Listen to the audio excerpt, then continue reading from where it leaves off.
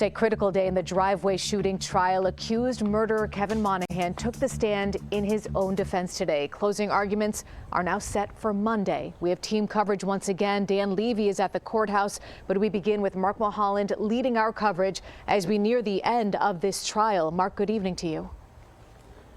Well, good evening, Sabrina, from a cold and windy Fort Edward, where testimony is over now in this nearly 2-week trial, the murder trial of Kevin Monahan, the driveway shooting trial. The jury has heard from about 24 witnesses, none more important than the one they heard from today, the defendant, Kevin Monahan, who has 9 months to think about what happened on that night, April 15th, a Saturday night in Hebron.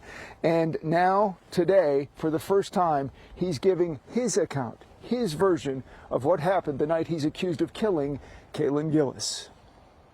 279 days after Kaylin Gillis was killed by a slug from Kevin Monahan's shotgun, Monahan is offering up a much different take on what happened that night at his home in Hebron. Today, the 66-year-old Monahan was called as the one and only defense witness at his murder trial. Under direct examination, he greeted the jury. "Hello, everybody. You see my face finally without the mask." Monahan has been wearing a mask because of a bout with flu-like symptoms. His lead attorney, Art Frost, led him through a discussion about the events of the night of April 15th.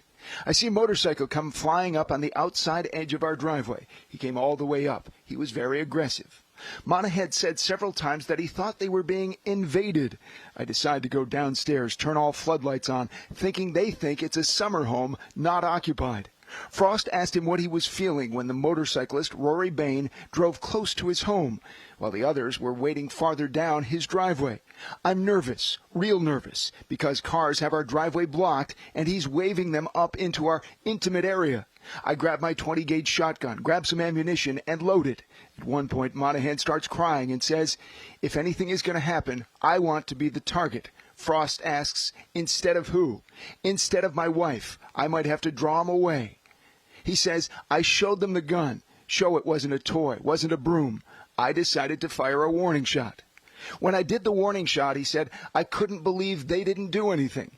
It's like they sent the bike up as a scout and the cars were to block me from leaving." But he testified that he never meant to fire the second shot. He said he was wearing beach shoes and tripped over some nails sticking out of his deck. Tripped over nails, got involved with the post, and the gun went off. Frost asks, "Pull that trigger?" Monahan says, "I did not. I looked for any indication there was a problem with that vehicle. Both left normally. I couldn't hear any screaming or yelling or anything." Frost asks again if Monahan fired the gun on purpose. "No," he says, while crying. "You now know that the second shot hurt Kaylin. How does that make you feel?" "Horrible. I can't. It's indescribable. I don't even know how to respond to it. I just feel like my soul is dead, a hole in me. I took somebody else's life. It's horrible." That was Kevin Monahan during a nearly 2-hour direct testimony today. Then he was cross-examined by the prosecution. Dan Levy is here now to continue our special team coverage. And Dan, different story during cross-examination. Night and day, Mark. You're absolutely right. We heard Kevin Monahan say that he was nervous the night of the shooting, nervous because he thought he was under siege. Well, it's hard to imagine how nervous he might have been on the witness stand today, but we know that when somebody's livelihood, their liberty is at stake, it's got to be nerve-wracking, although he was probably comfortable being questioned by his own defense attorney. However, when the prosecution began questioning him during cross-examination, that's when Monahan may have been out of his comfort zone. Cross-examination of the defendant is the last time jurors get to hear from Kevin Monahan in his own words before they head into the deliberation room next week. If Monahan's defense attorney Art Frost tried to portray his client in the best possible light, the job of the prosecutor is the exact opposite. Engaging Monahan on the witness stand, Christian Morris said, "You did fire that gun, correct?" Monahan, "Yes." Morris, "You acknowledge that it can't be fired with the safety on." Monahan, "Yes." Morris also wanted to make sure jurors knew what the defendant didn't do the night of the shooting, concerned about an encounter involving Monahan and the lost teenagers that never occurred. Morris asked, "You didn't say, 'Hey, are you lost?'" Monahan, "No." "Need any help?" "No." "Why are you here?" Again, No. When Morris began searching for the reason Monahan fired a warning shot, Monahan offered this response. It was a warning for them to leave, to show it was a real gun. It's loaded, and it's operable. I wanted them to give some indication what their intent was.